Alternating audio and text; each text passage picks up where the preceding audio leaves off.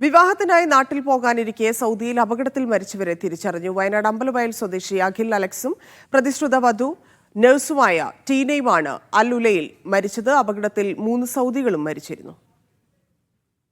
മദീനയിൽ നഴ്സായി ജോലി ചെയ്യുകയായിരുന്നു ടീന. ഇവരുടെ വിവാഹം അടുത്ത മാസത്തേക്ക് നിശ്ചയിച്ചിരുന്നു. ഇതിനായി നാട്ടിൽ പോകാനായി പ്രതിശ്രുത വരൻ അമ്പലവയൽ സ്വദേശി അഖിൽ അലക്സ് UK-യിൽ നിന്നും സൗദിയിലെത്തി. ഇദ്ദേഹം IT എഞ്ചിനീയർ ആയിരുന്നു. നാട്ടിലേക്ക് പോകും മുമ്പ് ടൂറിസ്റ്റ് കേന്ദ്രമായ അൽ ഉലായിലേക്ക് പോയി മടങ്ങുമ്പോഴായിരുന്നു അപകടം. ഇന്നലെ വൈകുന്നേരമാണ് അപകടമുണ്ടായത്. ഇവർ സഞ്ചരിച്ചിരുന്ന കാർ സൗദി പൗരന്മാരുടെ ലാൻഡ് ക്രൂയിസറുമായി കൂട്ടിയിടിച്ചു. കാറ് കത്തിയമർന്നാണ് ജീവൻ പൊലിഞ്ഞത്. അൽ ഉലയിലെ മുഹസിൻ ആശുപത്രിയിലാണ് മൃതദേഹം സൂക്ഷിച്ചിരിക്കുന്നത്. നടപടികൾ പൂർത്തിയാക്കി നാട്ടിലേക്ക് കൊണ്ടുപോകും.